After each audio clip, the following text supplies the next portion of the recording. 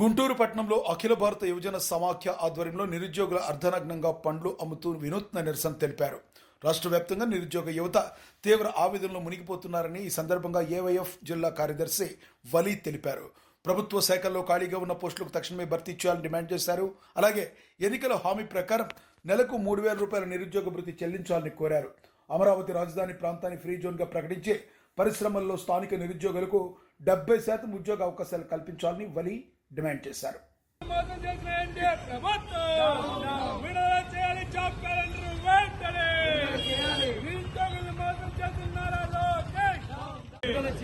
నిరుద్యోగులను మోసం చేసిన మంత్రి నారా లోకేష్, నిరుద్యోగులను నట్టేయడం నారా లోకేష్, ఇవ్వాలి నిరుద్యోగ వృత్తి వెంటనే విడుదల చేయాలి, జాబ్ క్యాలెండర్. ఏదైతే గతంలో చంద్రబాబు నాయుడు గారు ముత్తుల తనయుడు నారా లోకేష్ గారు ప్రతి యువగలం పాదయాత్రలో మేము అధికారంలో రాగానే 2,35,000 ప్రభుత్వ శాఖల్లో ఉద్యోగాలన్నీ ఖాళీగా చేస్తామని ఆనాడు చెప్పి అధికారంలోకి వచ్చిన నారా లోకేష్ గారు ఈనాడు ఎవరు ఉద్యోగాలు భర్తీ చేసుకుంటా ఉన్నారు. మరోవైపు చూస్తా ఉంటే పవర్ స్టార్ పవన్ కళ్యాణ్ గారు యువకులు ఖాళీగా ఉంటున్నారు, దిల్ రాజు గారు స్టంట్ స్కూల్స్ పెట్టండి అని చెప్తా ఉన్నారు. మీ కొడుకులు అంటే మీ అన్న కొడుకులు, మీ అన్న ఎమ్మెల్సీగా వాళ్ళు హీరోగా చేసుకుంటే నిన్ను నమ్మి యువకులు మాత్రం స్టంట్లు వేసుకుంటూ బతకాలని పవన్ కళ్యాణ్ గారిని కూడా ప్రశ్నిస్తా ఉన్నాము. మరోవైపు చూస్తే నారా లోకేష్ గారు చెప్తా ఉన్నారు, ఆనాడు యువగలం పాదయాత్రలో మమ్మల్ని మోసం చేశారు, ఈనాడు అధికారంలోకి వచ్చి మీరెవరికి అధికారంలోకి వచ్చిన ఉద్యోగాలు ఇచ్చుకున్నారంటే మీ చుట్టుపక్కల ఉన్న మీ నాయకులు, కార్పొరేషన్ చైర్మన్ల పదవులు, డైరెక్టర్ పదవులు, వాళ్ళ కేబినెట్ ఉద్యోగాలు ఇచ్చుకున్నారు తప్పించి నిరుద్యోగాలను పట్టించుకోలేదు. మరోవైపు నిరుద్యోగ వృత్తి 3,000 రూపాయలైనా ఇస్తామని చెప్పారు. 1.5 కాలం గడుస్తా ఉన్నది, ఎక్కడ ఇచ్చారని ప్రశ్నిస్తా ఉన్నాము. మరోవైపు ప్రభుత్వ ఉద్యోగాలు ఎక్కడ అని మేము అడుగుతా ఉంటే ఉన్న ప్రైవేటు రంగాన్ని చేస్తా ఉన్నారు విశాఖ ఉక్కుని.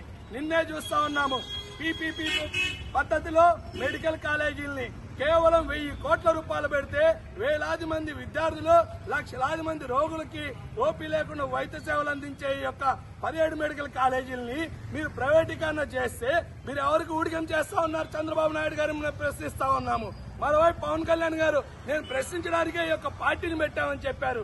ఏం ప్రశ్నిస్తా ఉన్నారు? మీ ప్రభుత్వం పీపీపీ4 పద్ధతిలో మెడికల్ కాలేజీని ప్రైవేటీకరణ చేస్తా ఉన్నారు. మేము ఒకవైపు ఉద్యోగాలు ఎక్కడని మేము ప్రశ్నిస్తా ఉంటే మీరు అంబానీకి, ఆదానీ లాంటి కార్పొరేట్ కంపెనీలకి ఈ యొక్క మెడికల్ కాలేజీని, అదేవిధంగా విశాఖ ఉక్కుని సిగ్గు లేకుండా టీడీపీ ఎంపీలు మొన్నెల్లి జిందాల్ మిట్టల్ కి సంబంధించి ముందు యువతకి పెద్దపీట వేస్తారని 2,35,000 ఉద్యోగాలు భర్తీ చేసిందే కాకుండా భర్తీ చేయలేని యువకులు మొత్తానికి కూడా 3,000 రూపాయలు దాదాపు నిరుద్యోగ వృత్తి కింద ఇస్తారని చెప్పి అధికారంలోకి వచ్చాక ఏరు దాటినాక తెప్ప తగిలేసే విధంగా ఇప్పుడున్న కూటమి ప్రభుత్వం వివరిస్తూ ఉందని ఈ రాష్ట్రంలో ఉన్న అన్ని వర్గాల్లో ఉన్న యువత మొత్తం కూడా భావిస్తూ ఉన్నారు.